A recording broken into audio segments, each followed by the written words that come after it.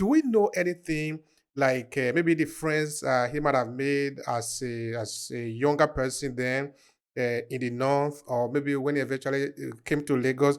I'm still looking at him now as a younger person. He had not yet grown to the point of becoming a figure. So, do we remember anything that we can lay hand on? Maybe friends in schools or things like that. Well, of course, from his earlier life, there is not so much that can be said about who he might have met and who would eventually become an ally or friend in the future. But there are some reports that during his time in Lagos, because then, I mean, as a secondary school, remember who he's met. You know, he made some friends, and some of them turned out to be very important allies for him going into the future, and especially when he became a politician, right? But uh, there, are, the names don't quite come to mind, but I think there's an Ade Williams, but I don't quite remember all of the others. But yes, he did make some friends who would eventually become his allies. But eventually, we're going to see that Zeke's kind of started and grew strong in Western Nigeria before he would eventually return to the East. And that kind of goes on to demonstrate the kind of national hero he was. He was not like the Easterner who said, well, I'll stick to the East and I'll deal with only my people. You know, he played politics in the West and succeeded ahead of Westerners. And then at some point, he returned to the East to stay among his people. And only then did he hit the peak. But, you know, early life, not a lot of documentation from back in the days, but here from the secondary school days, I'm sure that there are some records somewhere.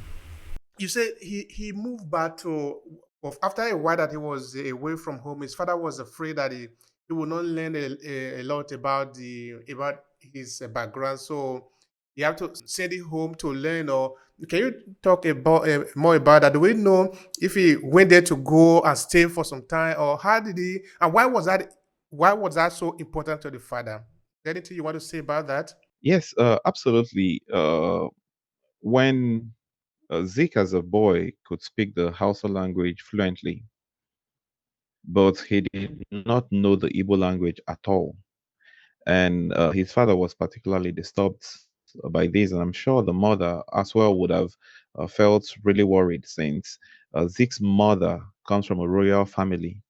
And if you know how the royalty in Onitsha is organized, they have this really elaborate uh, system where they have an Obi who's like the king, and then they have other smaller kings who are like his generals and who rule over bigger towns, and they all work in council, you know. And one of Zeke's mother's ancestors was an Obi at some point. So the family must have felt really close to their culture. And that's something I've also come to understand about a lot of Igbo people.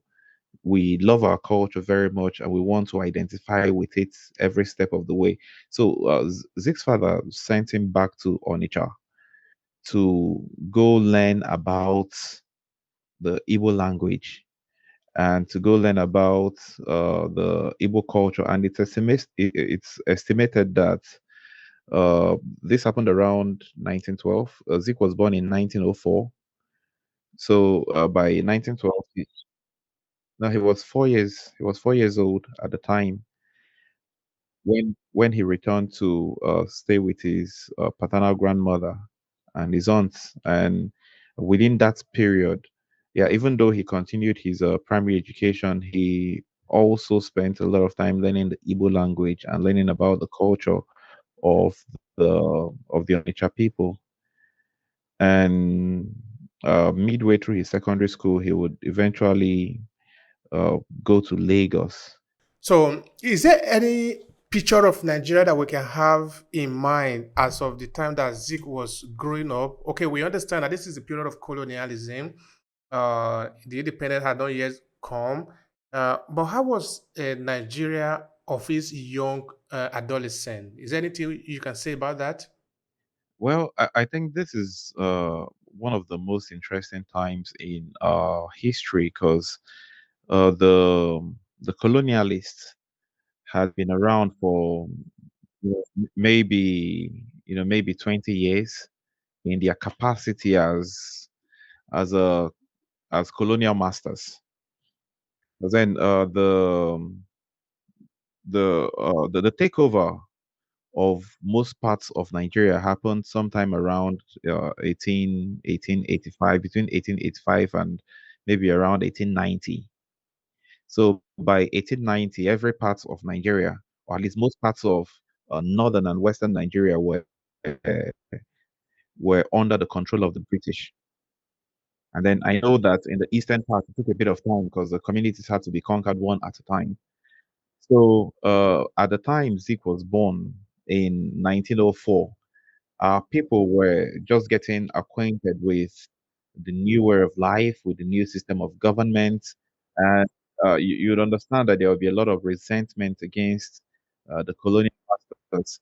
So, in part, the churches are building schools and uh, they are trying to educate the people because kind of how it plays out is the faster you train, you train a whole generation of Nigerians and teach them that the Western way is the best way or is the better way, the better for the colonial masters. Because basically all they wanted was to have control over people, their mind, their lifestyle, and everything.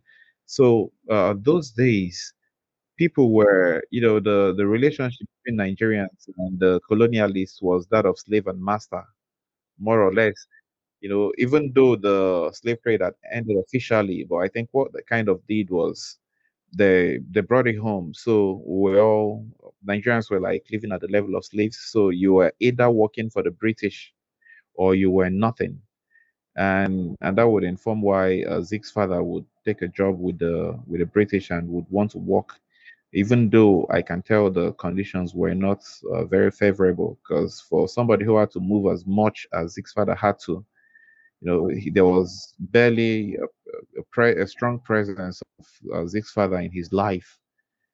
He was mostly alone, trying to figure things out for himself, and I think that might have helped him become the strong person we know him to be. But as we know today, that was not ideal. So the the black people, the African people, the Nigerian people did not have so much of rights. They did not have so much of a voice.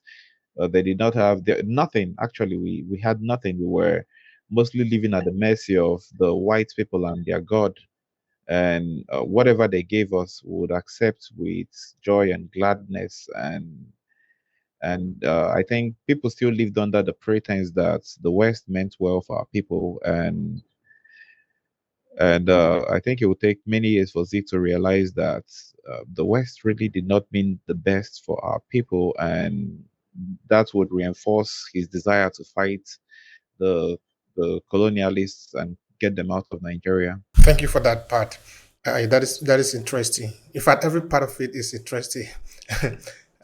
Because we are learning, we are beginning to learn more about the people who have been there before us. So it is interesting. All right. Now, um, did Zeke himself ever make any statement referring to the how he felt about the colonialist when he was much younger that could have prepare him to sort of standing up that Nigeria should be free or things like that. I mean, did any do we can we read anything of him or can somebody say anything that he said that he particularly felt about the colonialism that affected it in a way to sort of prepare him to become who he became. I don't know, maybe incident between the colonialist and his father, or because he saw the way people were being treated. Because of course he was born in the time. So I'm trying to see that there's anything we can see there. Well, the thing is, there's actually a lot. There are 1,001 examples because in those days everybody was repressed more or less, and then Zig being someone who was ambitious and someone who learned very early in life that the Africans deserved to be free. I mean, Zik was a journalist. At some point, he ran about 12 newspapers across West Africa. So he wrote a lot